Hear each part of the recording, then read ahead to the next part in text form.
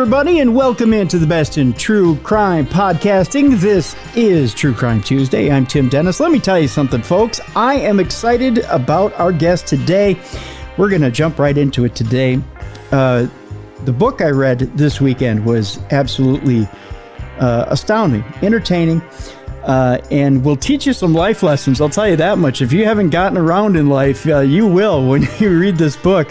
The book we're talking about today is The Last Jewish Gangster, The Early Years. And believe it or not, it is only book one of three. And once you get through the first one, you're going to want to dive into the other two.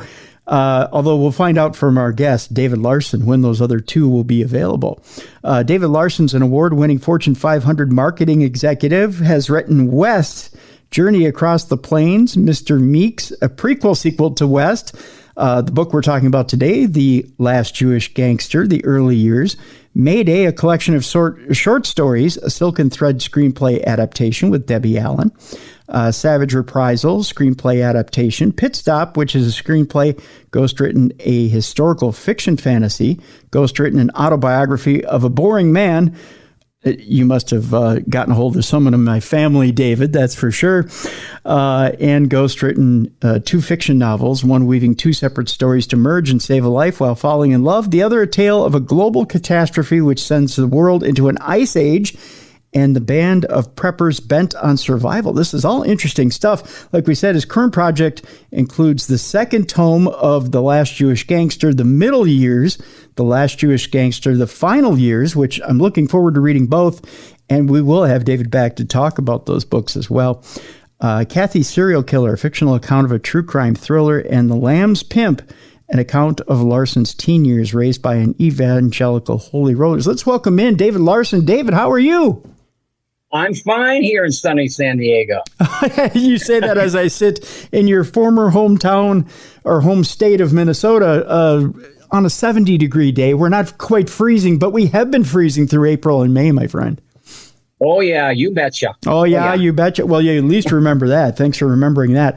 Boy, I'll tell you, David, I had quite the interesting time this weekend with your book, basically going through the life of one Michael Hardy.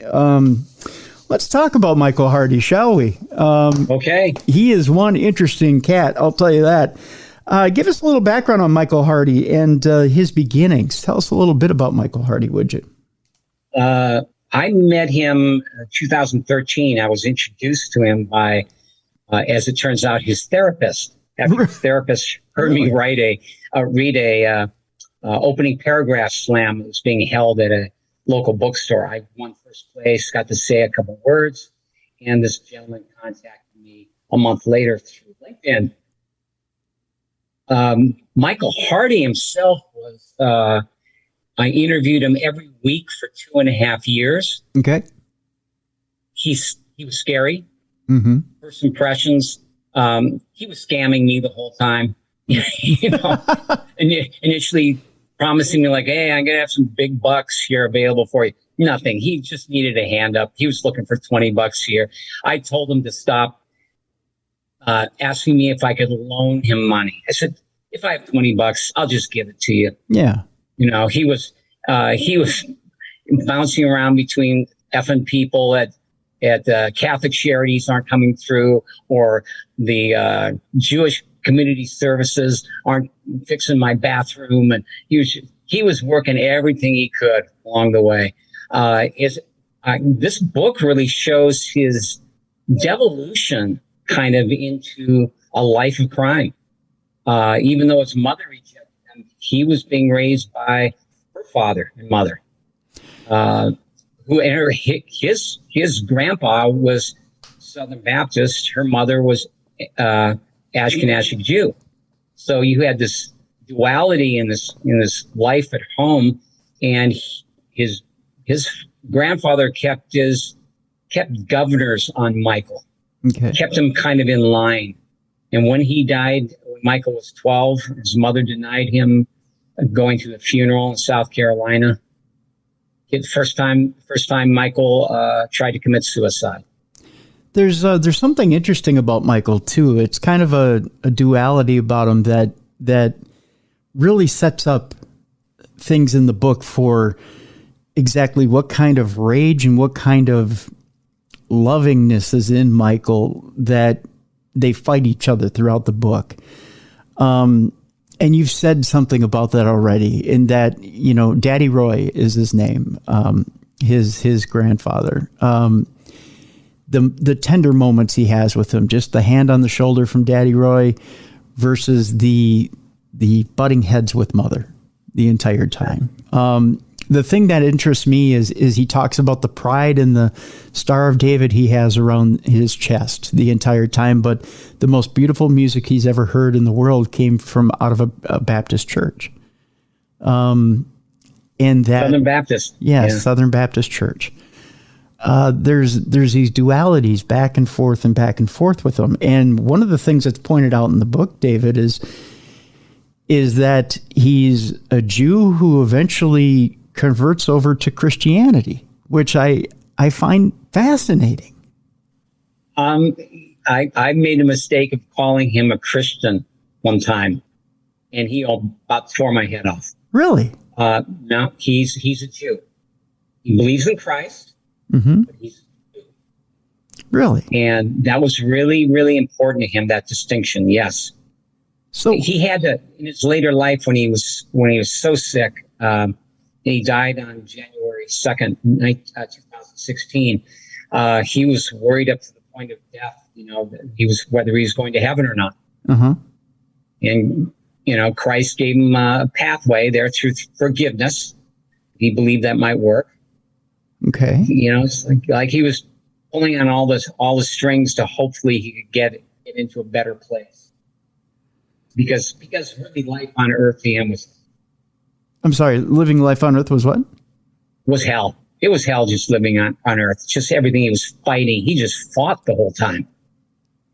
I'm curious if you ever found out from him where that dividing line was between, if he wasn't a Christian and believed in Christ, then where was the dividing line between being a Jew and being a Christian? He was more in belief that there is Christ. Christ appeared to him in his cell in 1992 when he was in prison here in Corcoran Prison in California. Just appeared to him. Huh. They had conversations. He wrote 100 inspired poems, just poured out of him. Yeah. But he was just so proud of his Jewish heritage. That Star of David, you couldn't rip off his neck. You know, being anchored there, reminded of his grandfather who converted. His grandfather converted to Judaism, and all the rest of his family was very Jewish. His uncle bailed him out and had him work in his pet store, selling a monkey over and over again. Yeah, I read the part about selling the monkey, and I'm sorry, you're dipping out again a little bit with the microphone. Sorry. But the part that people will read about as far as the monkey, there's a monkey that his uncle Morty owns a pet store, eventually buys a pet store. But with that pet store, and by the way, I love monkeys. Monkeys are one of my favorite animals ever in the world. So I'm laughing hysterically as they have this one pet monkey, and they keep selling this monkey to, 5 different families? And each time they keep returning the monkey because the monkey is too wild. And it turns out that Michael has to keep picking up the monkey from families. They won't even return it. They just call him to come get the monkey. And he has a problem even bringing the monkey back to the store because it's so wild. It's beating him in the head as they're trying to get it back to the store. But yeah, there's that wild monkey in there as well. I'm curious, David, you know, it perplexes me too as I'm thinking of this, and I don't know why I'm stuck on this point, but please allow me to try and flesh this out. You know, he was so close with Daddy Roy, and you find this out as you read The Last Jewish Gangster, that really Daddy Roy is part of the rage that builds inside him. The fact, as you pointed out, that he wasn't allowed by his mother to go down to North Carolina, which is where Daddy Roy's family is. And really, Daddy Roy's family becomes the definition of love to Michael. Love, comfort, even security in his life is brought by that family. down in I believe it's High Point, North Carolina. High Point, North Carolina. Okay. Yes. This is everything that is safe in his world. And yet it's turned away from him, not just by his mother, but later in life, it's kind of denied to him by them, isn't it? They kind of separate themselves from him. Yeah. He caused such pain and such almost embarrassment, but they accept him anyway. But such embarrassment because this guy's just got this thick Brooklyn accent, and he's not like the 8-year-old kid that first visited them. Mm-hmm. It's very, very difficult for them to come to grips with some of that. Okay. He fought that most of his life. His last months of his life, he was hoping to. Someone turned a corner too quick one time when he was going across it with a wheelchair, and they sideswiped his wheelchair. Now he called 911. They took him to the hospital. Another little hustle. They didn't really hurt him. Mm-hmm. He almost fell out of it. He ended up getting a $5,000 settlement. He was going to buy a used Winnebago. His last wish in life was to travel across the U.S. and go to High Point, North Carolina. Hmm. That was just critically important to connect somehow. I gotta ask, was there anybody left of the original family that would have remembered him there in High Point? Maybe. He'd stayed in touch with some of the relatives that didn't know him. Write letters every once in a while. Hear about some relatives that had passed along the way, but he had so many cousins. He went for a Thanksgiving meal. My God, there were cousins crawling out of the woodwork. He never met backwoods folks that were just full of life, just so different than Brooklyn life, where it was very stifled. This represented a place that was just, like you said, warm, inviting, family. Yeah. So we turn to the other side of the coin, and opposite of High Point, North Carolina, is Brooklyn.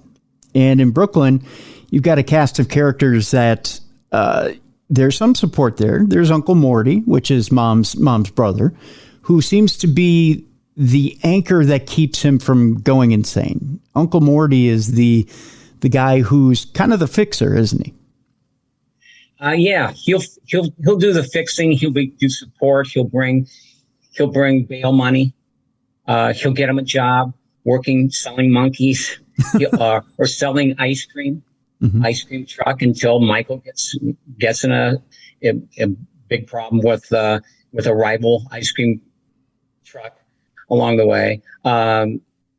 He'll be there. He's almost like the surrogate father. He was only 11 years older than Michael, so he was more like an older brother. Mm-hmm. The mother Michael thought the mother would give Morty money for bail and Morty money for court fines and stuff. And Michael thought it would be good. The way he would get even with his money is not show up for court appearances. So, oh my God, he went through periods of life where he had dozens outstanding warrants hanging over his head. And there was one time when they all got exonerated in one fell swoop. It was fascinating. Yeah. That because he had some information that Rudy Giuliani was very interested in as he was trying to nail some bigger fish, some dirty cops. Yeah. That's in the second book. That's in the second book, which is one of the more amazing stories here.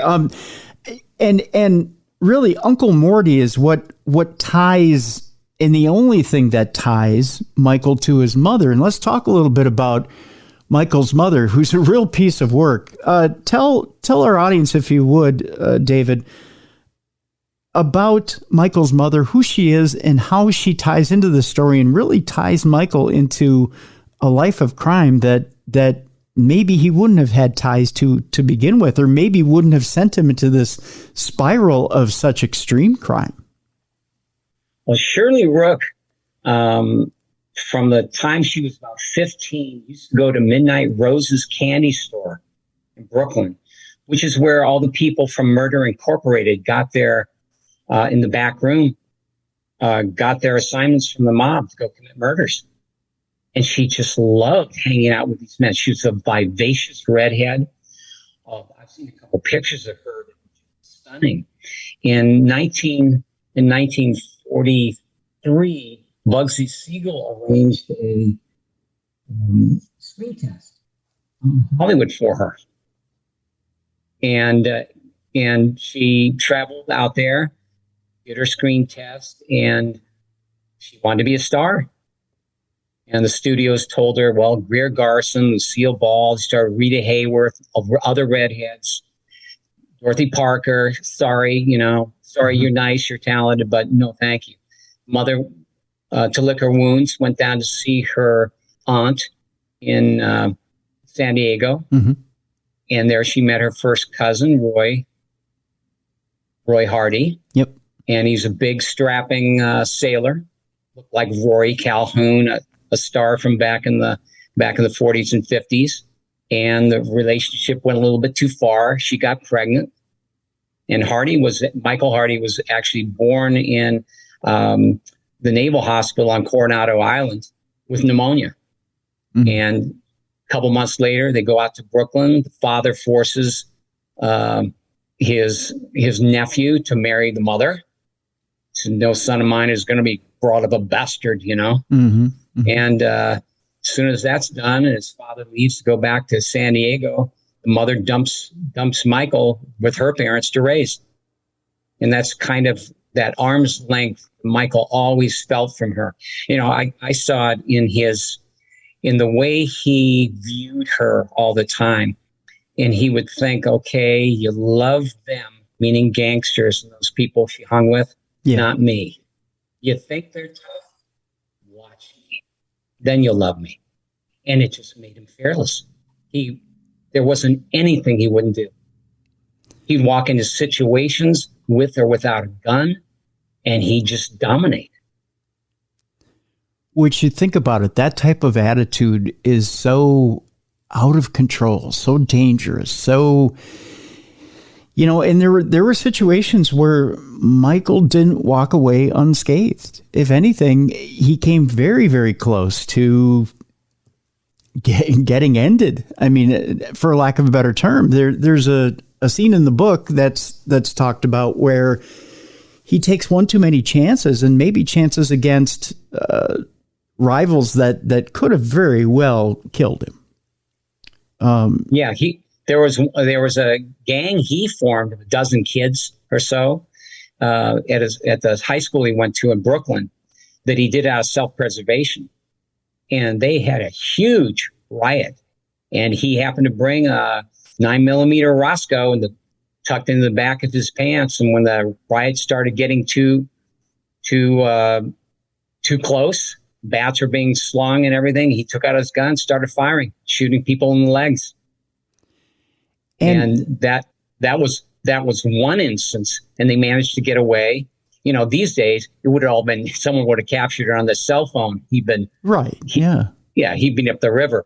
There was a time when with that Gotti brothers. Let's stop on that incident for a second. With the numbers in that alone, just to kind of give our audience an idea, you're talking maybe 12 members of this gang at most on Michael's side versus upwards of 50 to 100 of their gang members on the other side in this high school.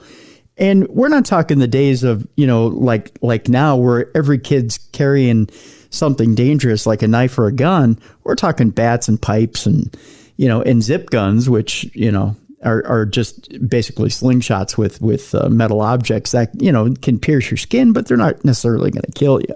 They're going to open up a wound that'll hurt a little bit, and draw some blood, but it won't necessarily kill you unless it's in a strategic spot.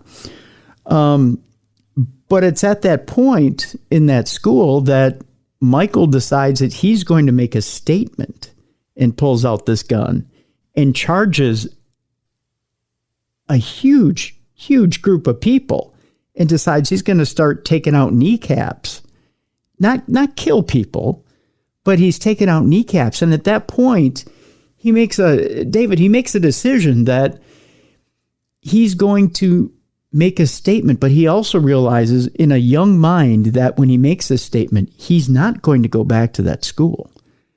Yeah, there's no turning back at all. After that incident, they meet at a pizza place.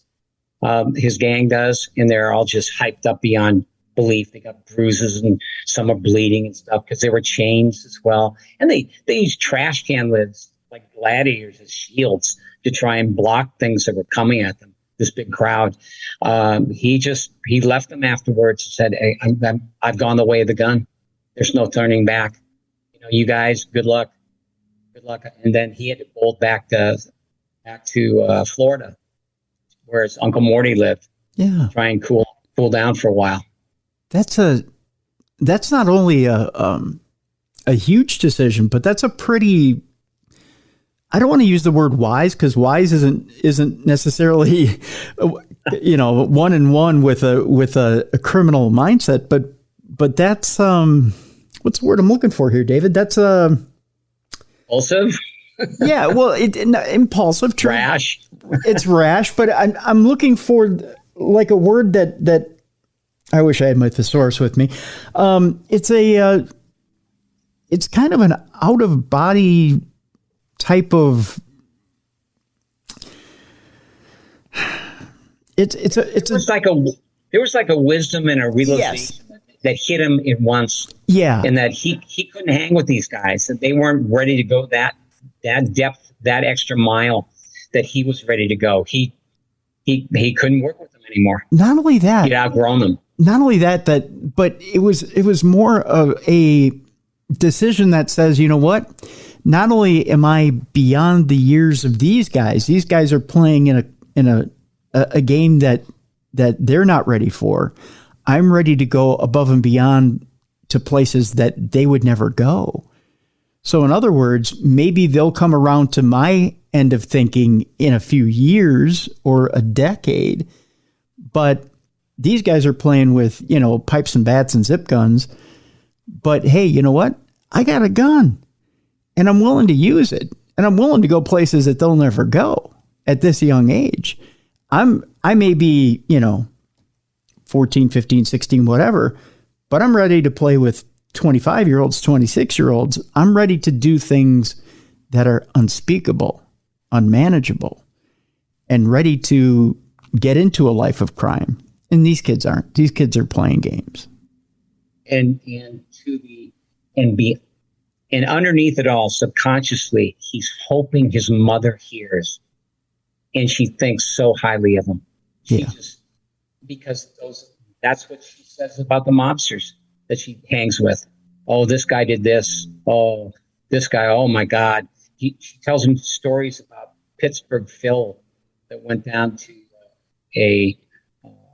do a hit down in Florida. Went into a theater and took a fire axe off the wall and planted it in someone's head during a movie. Yeah. So that's a real man. So Michael's perception of what the world looked like and what she valued was so skewed. Yeah. Yeah. So he's ready to grow up and prove himself. And really physically, he's nowhere near that. He's really nowhere near that. But he's willing to take those steps. Now, you had mentioned the other incident you were going to tell us about, which ended up physically costing quite a bit to Michael. And that had to do with, I believe, with a bowling alley. Yeah. Well, they were looking for scores all the time, and they ripped off the Seaview bowling alley. He and a couple guys, Joe Fiore and another guy they were hanging with. And they caught this tiny little, his name was Tiny Little, the guy that walked out with the money at the end of the long weekend. And they robbed him. And they had bags over their heads and stuff and took off. And they went to a club and celebrated. And one of them celebrated and blabbed his mouth off too much. And Gene Gotti shows up. And, they don't have to, Gene Gotti, John wants his cut, is what Gene was saying. He doesn't get a cut. Mm-hmm. And they went outside and they got a fight with him. Just almost, they had to bring an ambulance to haul the guy away. Well, then the Gottis came hunting for Michael and the rest of them driving around. They ended up with a huge gunfight. He took one, he was coming home, parked outside of his mother's house, and they shot through the windshield and hit him in the wrist. And he went and got that patched up. Then the very next day, they got a huge gunfight. And bullet made it through a car door into his belly. And it was really interesting because here this guy is 50 or 60 years later, after that fight with the Gaudis where he gets shot in the stomach, and he goes in and takes the bullet out with his fingers because it went through a car door. He's so proud. He shows me the wound. It's still weeping lead. Oh. Here 6 years later, just fascinating. He had, God bless, Jesse James tattooed on his right shoulder. He had a tattoo of an eagle put on his left forearm. After he was bounced from the Army, he went to basic training thinking he'd be a paratrooper that would either kill Nazis or commies. He didn't care. He just wanted to kill. He got that in like a little badge of honor. Just trying to impress his mother, I think, make a statement all the time, just trying to get her respect and hopefully her love. What's interesting, David, is you mentioned that there's a time there that he does think that, and there are times where he thinks if I go legit or do something legit, that I'll be able to get her love that way. You mentioned one of those times, him enlisting. He tried to enlist first in the Navy, and that didn't quite work. He tried to forge a birth certificate, and that ended horribly. But eventually gets into the Army. And tell us a little bit about his trials and tribulations with getting into the Army, which wasn't exactly fortuitous for him. Well, back in the summer, he was almost 17 years old. In August, he had heard about the Berlin Wall going up, and he was at the Mill Basin Racket Club where his mother had a membership, and everyone was talking about, oh my God, it's going to be another war. It's Germans, it's Russians, it's Berlin Wall going up. And Kennedy was president at the time, and he was all excited. And so he went back to his mother. He had tried in January to enlist, and they found their fake birth certificate. So this time, all he had to do was get his official birth certificate from Coronado, California. That came in. He enlisted, and it was like his mother gave a sigh of relief that he was out of her hair. And he was going to be a paratrooper. So he goes to basic training, and they put a couple guys in charge that didn't like a Jew boy, and they just started riding him, and he rode back. And he got to the point where when he discovered that in December that there wasn't going to be any war and that Kennedy was, as he said, a pussy, then he was going to fight the Army instead. So he just started disobeying orders. He went AWOL. They threw him in the brig. And then they gave him a couple choices. Well, you'll be in the brig for 6 months. They went to court-martial. And when you get out, you'll come back and do basic again. He had no interest in doing that. So he writes a letter to JFK, tells him how he's being persecuted as a Jew. And 10 days later, some colonel shows up. You, Michael Hardy, what's your serial number? Gives him that. Okay, you want out of here? Yes, I do. Good, you'll be released. So he had both shame and pride having tried. He gets his eagle tattoo on his left forearm, like, hey, I was almost a paratrooper. Because the people that he's going to see are going to see that and know something good happened. But it was a shame he carried with him all his life. And it's weird. It's like throughout the book, there's these, I don't want to call them half tries, but on Michael's part, but there's these, I want to get straight, but I do and I don't. A life of crime comes easy. It really does. It's one of those things where I'm getting there, and it feels kind of good to be on the straight and narrow, but then you know what? It's real easy to go back and make that easy money, that quick money, that real money to get me back where I need to be. We're gonna take a quick break here. When we come back, we're gonna talk about those little flashes on the straight and narrow. We're also going to talk about the motivation for being on the straight and narrow. We're going to get a little bit into Michael's personal life and why he was on the straight and narrow, and the complications, we'll put it that way, of his personal life, and introduce a few more players into this, and figure out why Michael couldn't remain on the straight and narrow, and the reasons for not keeping on the straight and narrow. We'll do that when we come back. We're going to take a quick commercial break. Our guest is David Larson. The name of the book is The Last Jewish Gangster.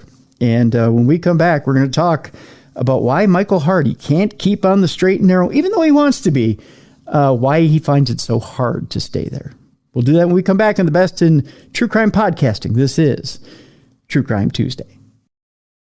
Welcome back to the best in true crime podcasting. This is True Crime Tuesday. I'm Tim Dennis. Our guest is David Larson. The name of the book is The Last Jewish Gangster. And that last Jewish gangster is a man by the name of Michael Hardy. Before the break, we were teasing that it was kind of hard for Michael to stay on the straight and narrow. And he gave it a couple of good tries. Would you say that, David? There was a couple of good tries in his early years. Yeah, he got into construction a couple times, and then all of a sudden scaffolding broke, and he fell down a couple floors. Didn't really hurt himself, but he was surrounded by a couple people that told him, "Michael, you're hurt. You need to go to the hospital." Wink, wink. And so he followed their advice. He goes to the hospital. They're running all these tests, taking X-rays, and all of a sudden, his Uncle Morty sends someone over that's a lawyer that specializes in things. And all of a sudden, Michael Hardy is feeling a lot worse than he thought. So he goes on workers' comp. And all of a sudden, geez, I'm not working. I get paid. So what else can I do to make more money? And it isn't going to work. It's running scams. Mm-hmm. Doing something that's on the verge of crime, but not yet full-fledged.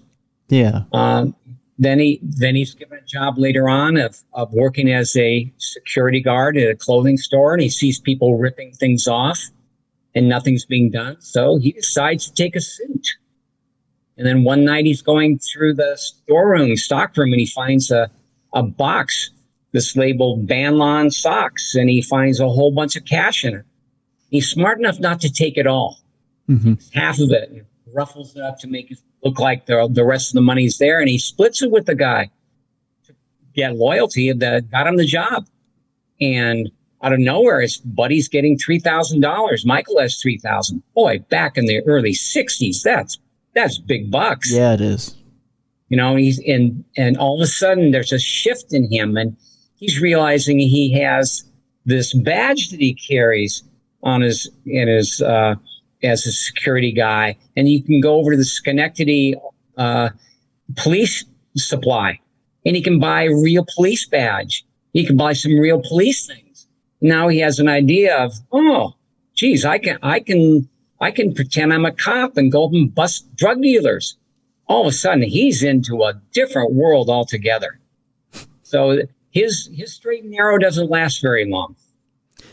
And he's got some motivations for let's say, leaving the straight and narrow. He doesn't have to just support himself. And this starts off a little earlier in his life.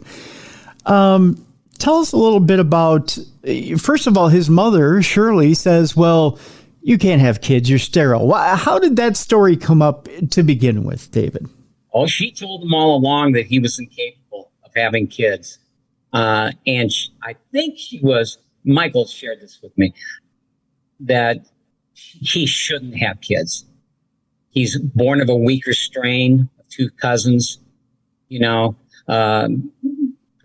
there's something going on there, that she doesn't want the Hardy gene to continue. Mm-hmm. And so when he gets this young girl, pregnant. And mother tells him there's just no way it was his kid. And she almost convinces him otherwise, but he finds out eventually, almost chucks it all away to go and be with this girl, but then changes his mind.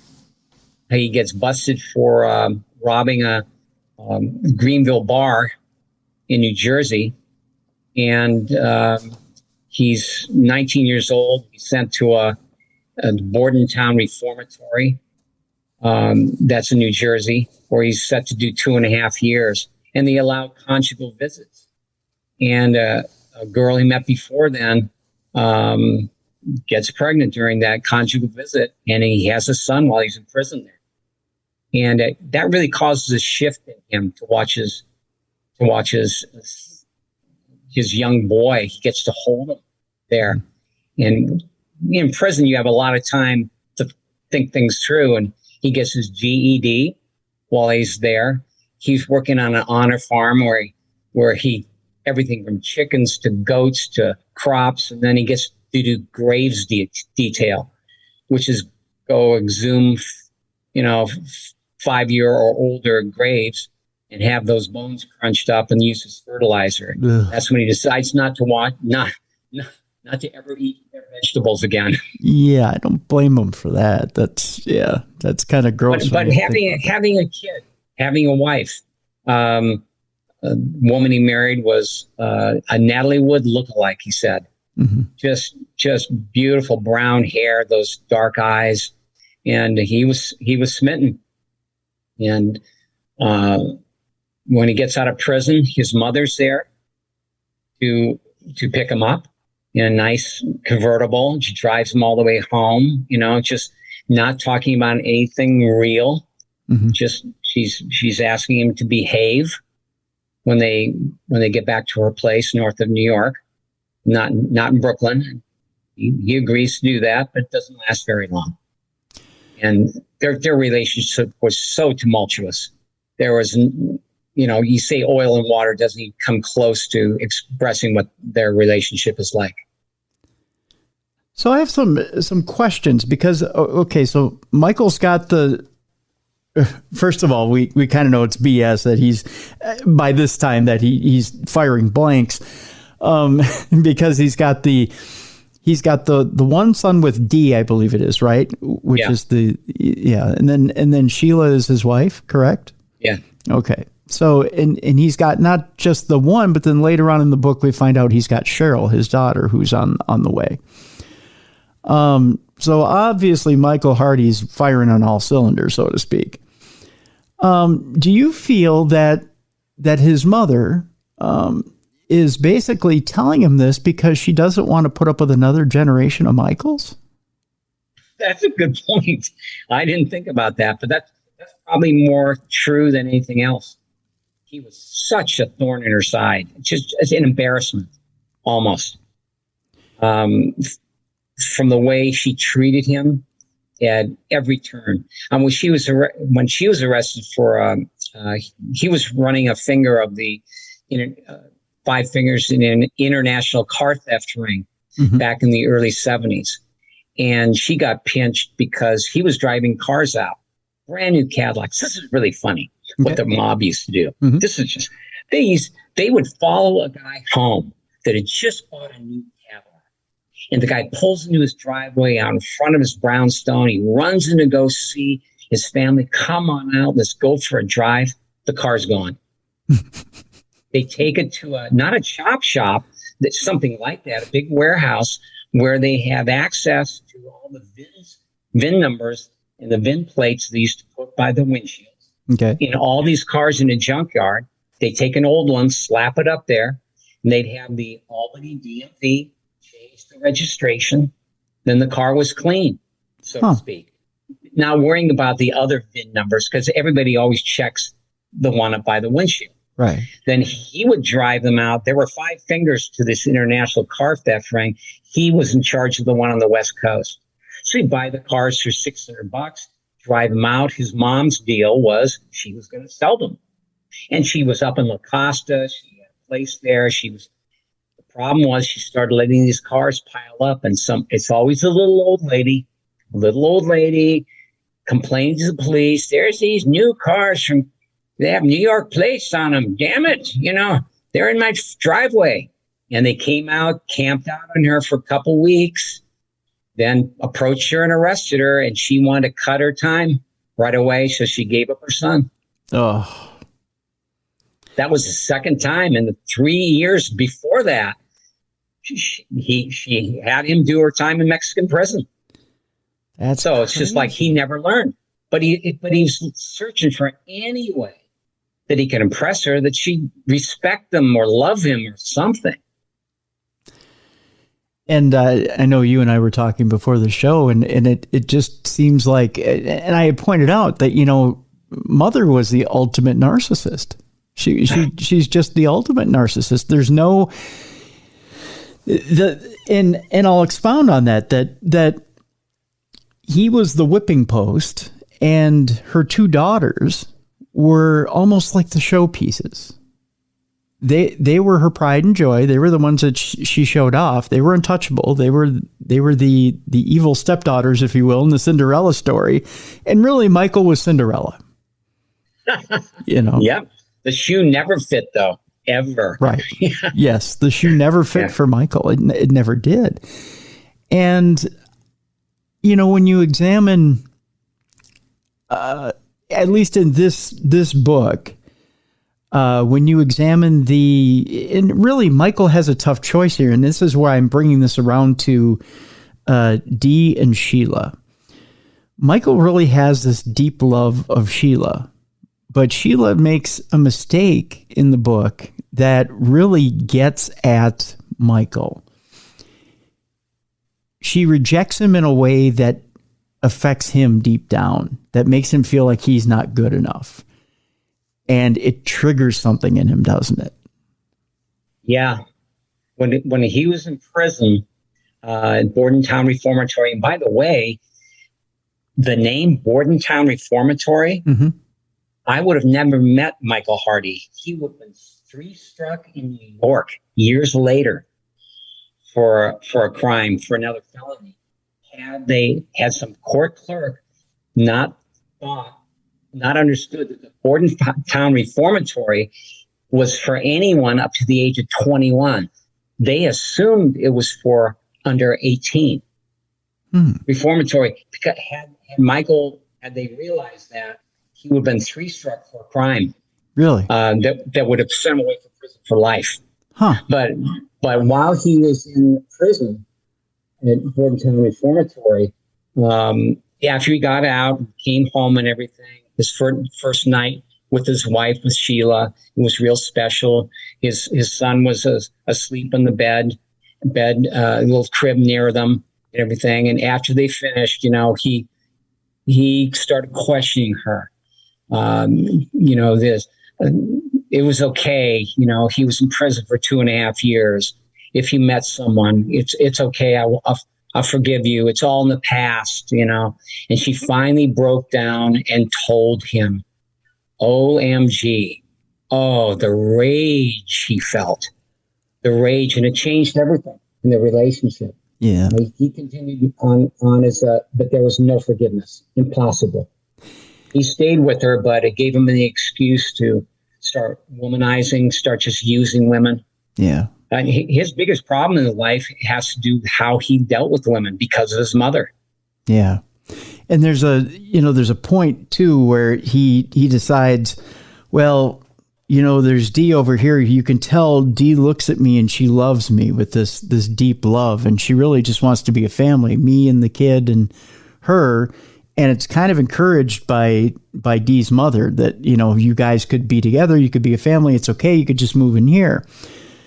And meanwhile, you've got Sheila, who's kind of the unattainable now. You'll never truly have Sheila's full affection because you go away, she may just go with someone else. So you're always forever chasing her. So you've got two sides of the coin. You've got the one that reminds you of mother. You've got the one that, of course, is easy picking, so to speak. So at one point, he decides, I'm going to put myself right in the middle, literally, and moves out and gets an apartment right in the middle. I mean, he physically spaces himself, which I find fascinating because it just tells me that he's torn. He has this duality throughout the entire book. Am I a Jew or am I a Christian? Am I chasing someone who loves me, or am I going to settle for the easy pickings? Am I going to go straight, or am I going to take the easy money? And there's always a dual side to Michael. It's never, I'm taking one path and I'm going. Yeah, he kind of goes half-hearted, sits in the middle and sees where the ebb and flow of life takes him.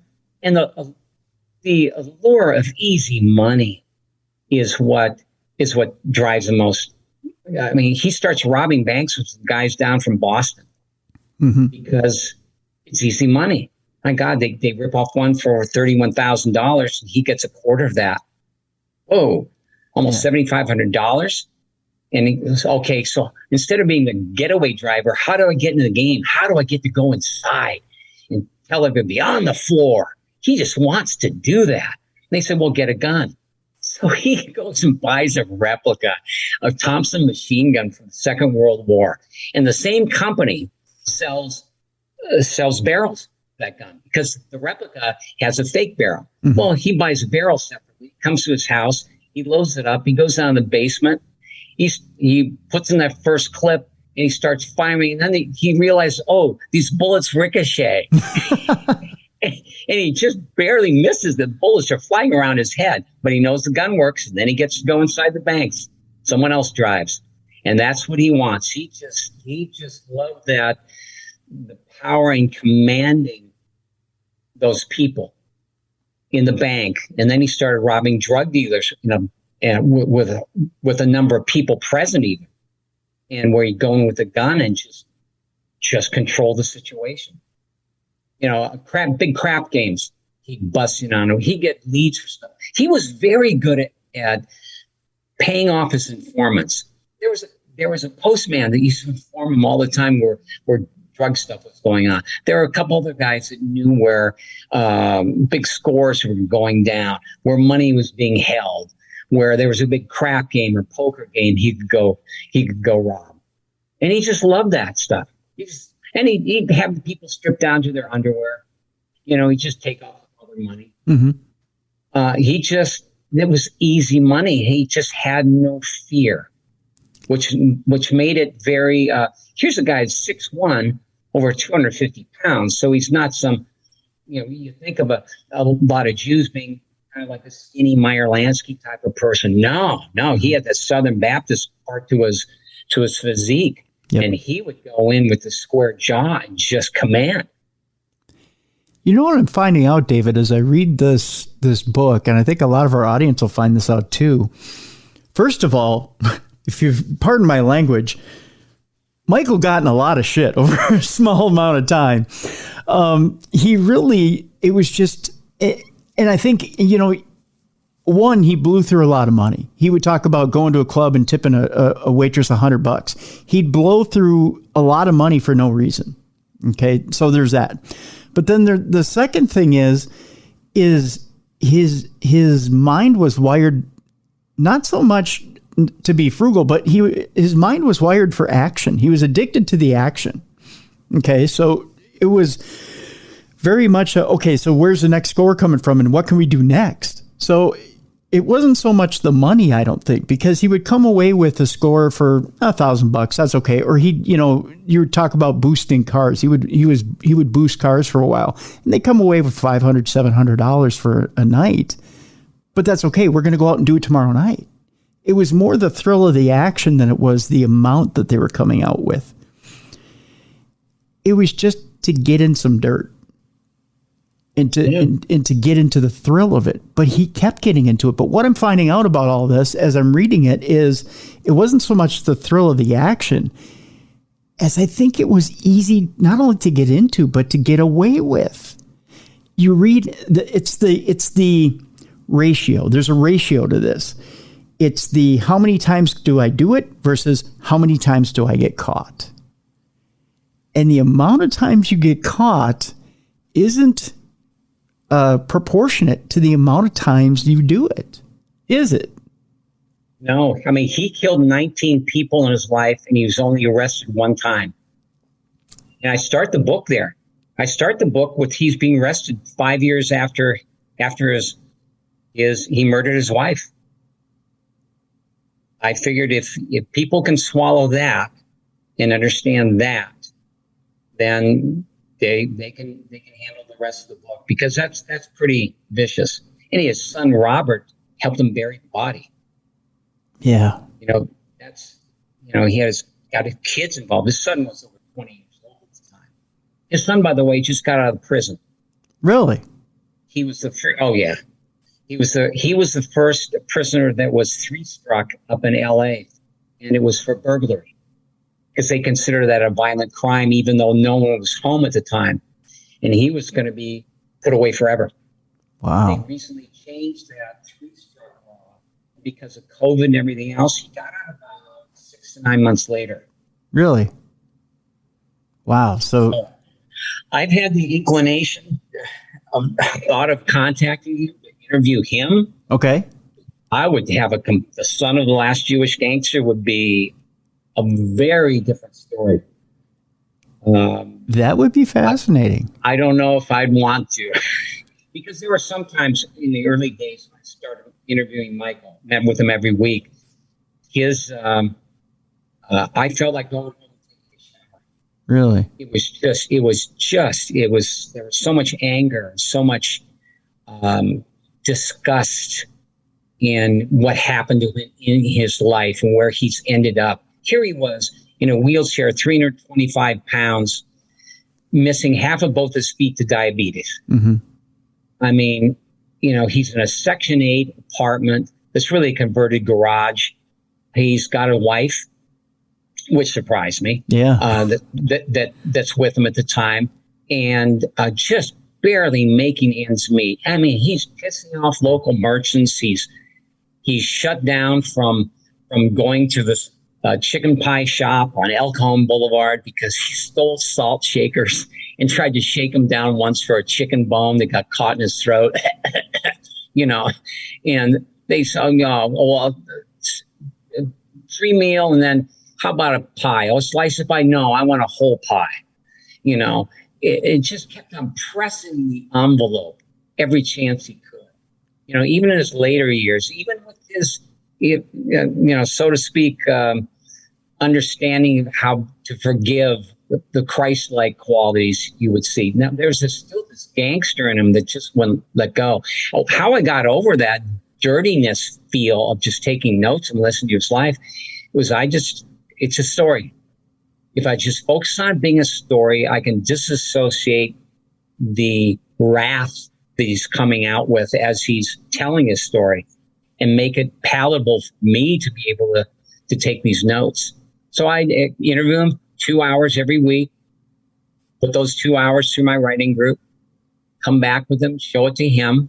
He wasn't good at doing color initially because I'd want atmosphere. Tell me about the famous restaurant, what it's called in Brooklyn. Yeah. Tell me what it's like. And it would just throw him off track in his storytelling.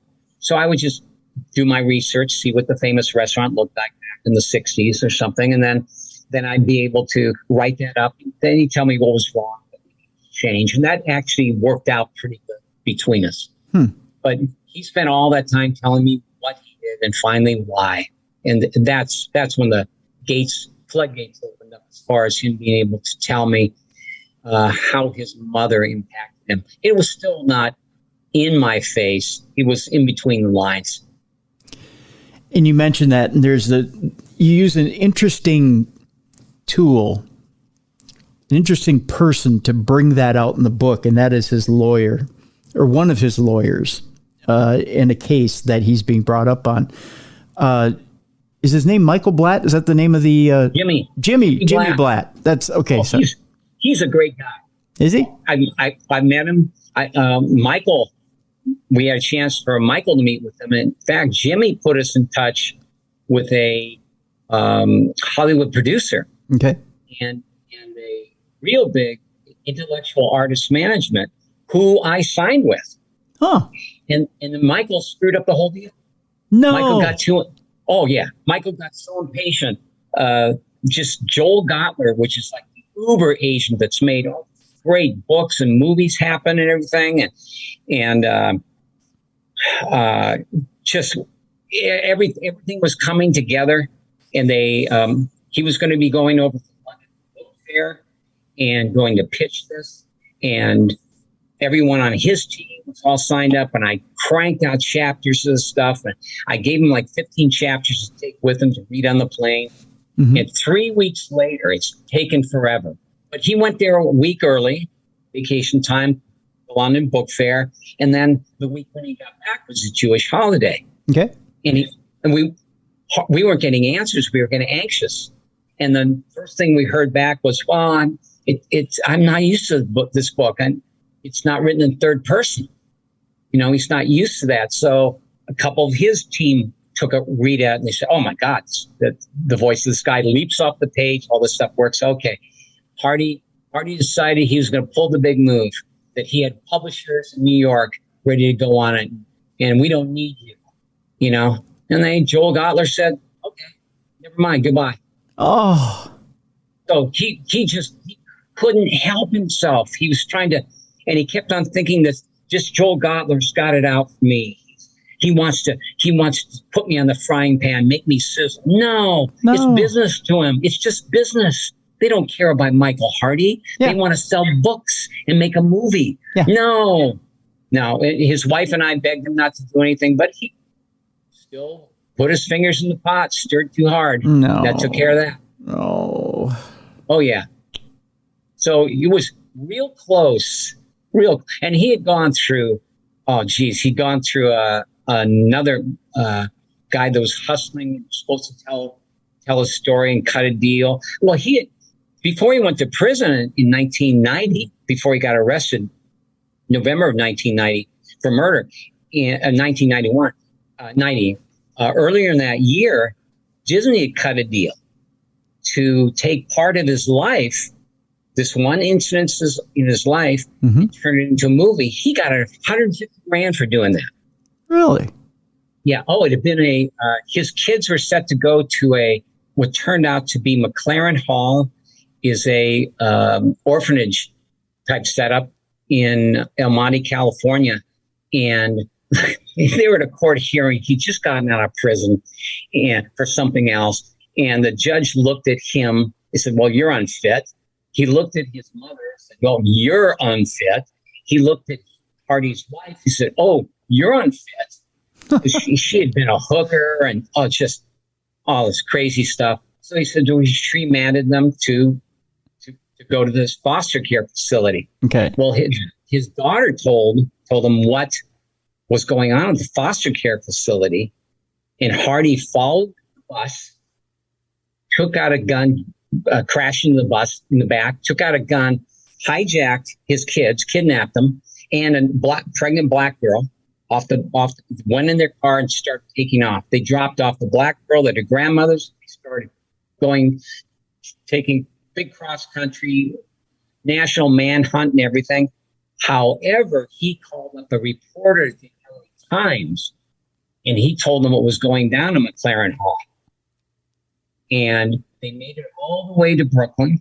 He even robbed a couple banks with his daughter there to make ends meet. Isn't that nice?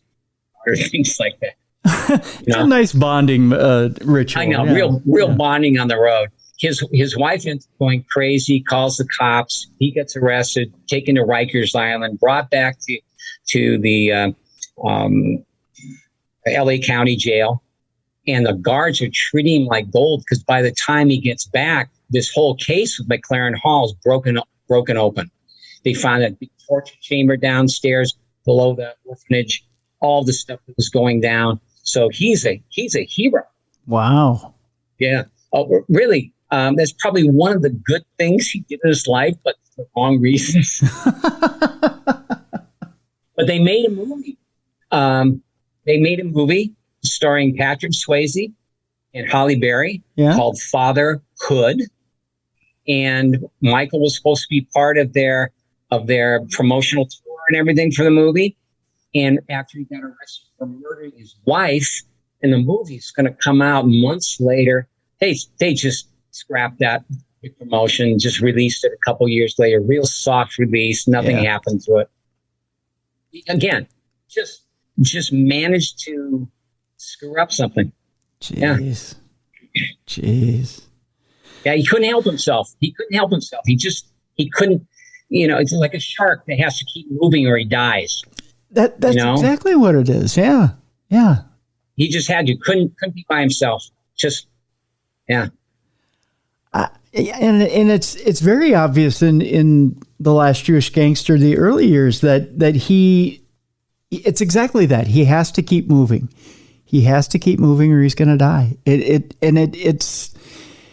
It's beyond me. If you were to take that kind of energy and spin it positively, man, what an impact he would have made on this world. He was brilliant. He was horrible in relationships, especially with women, if you can understand. Yeah. Men he was very loyal with. Oh, some of his buddies from schooling, from grade school, incredibly loyal with. But women, he couldn't figure them out because he couldn't figure out his mother. And it's just the paranoia that went around with that and the distrust just ate him alive. And it just affected so much of his life. With Jimmy Blatt, the way that you tell the story through his pen, through his tape recorder, and you draw that parallel out of him, it's brilliant. And I have to give kudos to you for that it draws that humanity out of him. It's not just a man running wild, running free, committing crimes and going from act to act to act to act. You do actually get the rationale out of him as to why he's doing it. You do get the humanity out of him. You do find out what makes him, not only what makes him tick, but you also find out, that there's a soul in this guy, a heart and soul in this guy. And there was, reason for him to be hurt. And that he keeps getting hurt. And you're almost rooting for him to find a reason to slow down and find a reason to, get over being hurt, to heal, which I want to commend you for, David, because there's not, with someone who's that destructive at times, I think in society, we see it from the outside looking in. And I think we root for that type of destructive behavior to be demolished. We want to see somebody on the other side of bars at some point see the death chambers, and we don't really understand what makes those type of people tick. But a lot of times we're not seeing where it's spun from or where it's created. And I think we get a little notion of that from this first book. But the fact that there's two other books is, I don't know, it's titillating, but it's also a little exhausting to think of where all this emanates from, Well, his Jimmy Blatt was, he's gone through the book and he gave me feedback on some of the conversations they had. But Hardy, oh my God, Marcia Clark was on the prosecution team. And yes. Hardy was trying to, this is a year before OJ. And Hardy was trying to get Jimmy to cut some things. And who is this Marcia anyway? What is she, on the rag or something? He would, when she would start approaching Hardy's biggest problem wasn't killing his wife. And what they were trying to get him for, murder in the first degree, depraved indifference. But it was how Marcia Clark was brought in specifically for domestic abuse cases and how she was going to fry him. She wanted murder one. She wanted everything. Yeah. And she wasn't going to let go. And then that Marsh Goldstein, who was the prosecutor, had this crippled hand. And Hardy's going, oh, great. I got a woman on the team that wants to fry my ass. And then the jury's going to see this guy with the crippled hand. There's no chance. He's waiting for Jimmy to put in a fix. Yeah. Yeah. Don't you know the judge? Don't you know the system? You could fix things and make it all go away. Yeah. It was constantly he was looking for that edge or something. And Jimmy kept on saying, time is to our benefit. Just hang in there. and it was driving Hardy crazy. He started asking, he wanted him to increase the bail so he could be put on Millionaires Row at LA County, because he didn't want to be a wayside supermax out in Van Nuys. You know, it's a grubby little prison. This LA County's better place to be. You know, he's trying to cut deals like that when he's in the middle of all this stuff. You know, even from his prison cell. But he did use the time to go to the law library. He did study stuff. I mean, he pulled some things in court that were really amazing. That they could probably like one time he went crazy, literally crazy in court. And he had a public defender. He turned to him and said, I forget what the number was. There's a 730, right? Yeah, there's a 730. Just, hey, you whisper some. Be ready to ask for a 730. You know, just be ready. And then he goes crazy in court, starts throwing papers around. The commies, the Nazis are coming at me. Oh my God. And his lawyer yells this out, and the judge raps the gavel. 7:30, take him away. Well, take him away to Bellevue to have him analyzed. And Hardy's able to escape. Man. You know, they take him to Bellevue. They send him to the state mental prison for a while for evaluation. He finds a guy there every day is making a new key to get out of the place. It's nuts. And he manages to befriend him and escapes. You know, he's on the run. And what does he do to make money? He goes, robs a couple of drug dealers to get a flight to LA. To go where? To hang out with his mother. Of all the times when you would expect him to go in the opposite direction. Yeah. Sometimes he goes right back. But you know, as we talk further and further, and we talk more and more, David, I think people are seeing the parallel here. And the parallel is, as he gets older, he's more and more like his mother. And the fact that you said that thing about Millionaires Row and that he just wanted an upgrade in prison, Shirley shows you, and I use the name Shirley and then I laugh. Shirley shows you that he's become more and more like Shirley. In that he's always looking for an upgrade. He's always looking for an angle. He's always looking for another way to get over. And that's truly what it was, even up to the end of his life. I think it was just another way to get over, which is kind of sad. The harder he fought against her, the more he became like her. Yeah. His sister said that. His sister, Nancy, who I just talked with last week, was just, they didn't see it in each other. They just hated each other, but they were the same. Never paid rent, always looking for an angle, just get one up on someone, just eke something out of someone, get them to give you more than they were supposed to. Mm-hmm. You know, anything in your favor. They were just looking for that upper edge.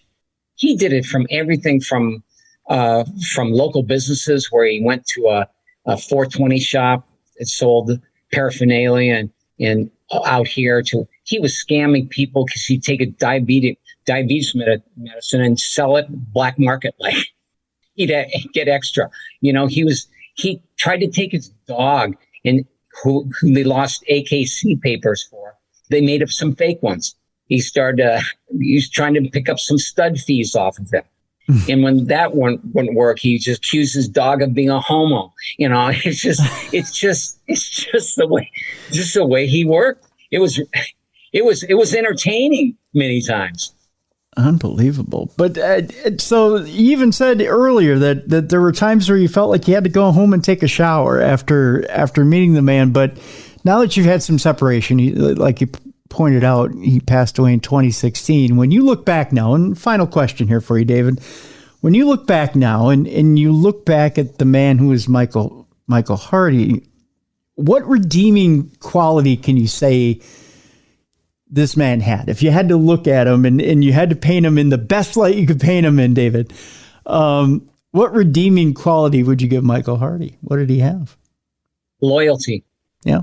That one word hits me more than anything else. I saw him as misguided as it was. And even when he screwed up that first big deal we had with intellectual artist management, no, he felt he pretended it was me that was being put upon. The guy wasn't coming through, but he was feeling like he was being abused, and it was like a protective thing he was doing for me, and then showing me what he could do, you know, in a convoluted way, you know, that. And then I saw every day he'd do FaceTime with his grandkids that were living out here. That was important to him.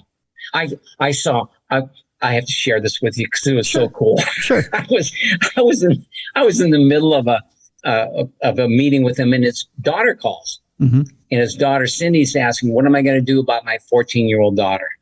You know, she got pregnant by some 24-year-old Mexican."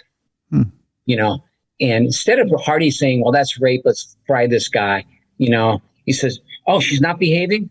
Oh, I'll tell you what you do. Send her into foster care." Oh, you know, look how well we turned out. Oh no. He was put into foster care. His daughter went there for a while. He didn't have any recognition of how damaging that was. It was like, it will toughen her up and she'll make better choices after that. That really surprised me. That told me a lot about him, how he was still stuck. But his heart was so warm when he talked to his grandkids on FaceTime. I'd watch him, just how you being good boys and girls, your mommy and daddy, you know, just, he couldn't do much as a grandpa. And his son-in-law didn't want him around the kids much at all, obviously. Uh-huh. They'd have to go to a public place, you know, not knowing how he'd react. He stabbed his son-in-law a half a dozen times. What? Yeah. His son-in-law came after him.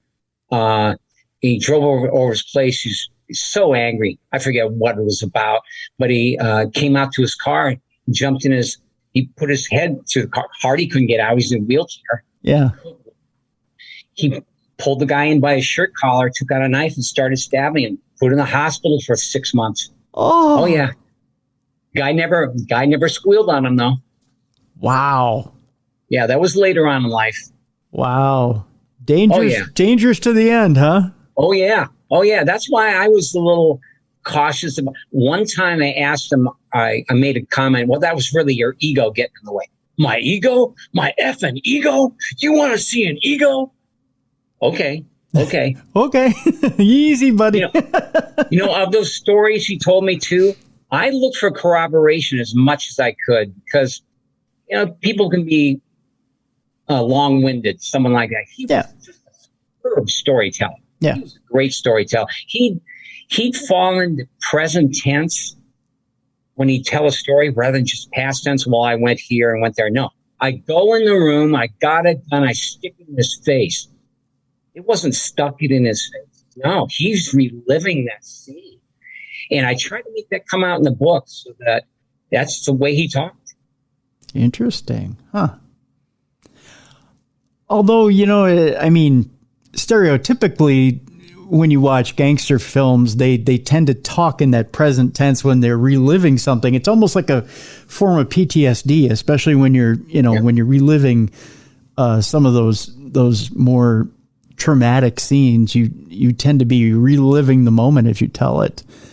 But yeah, I believe it. Yeah, I believe a lot of times when he's telling you those stories, he's in the moment and living those moments rather than just telling you a story.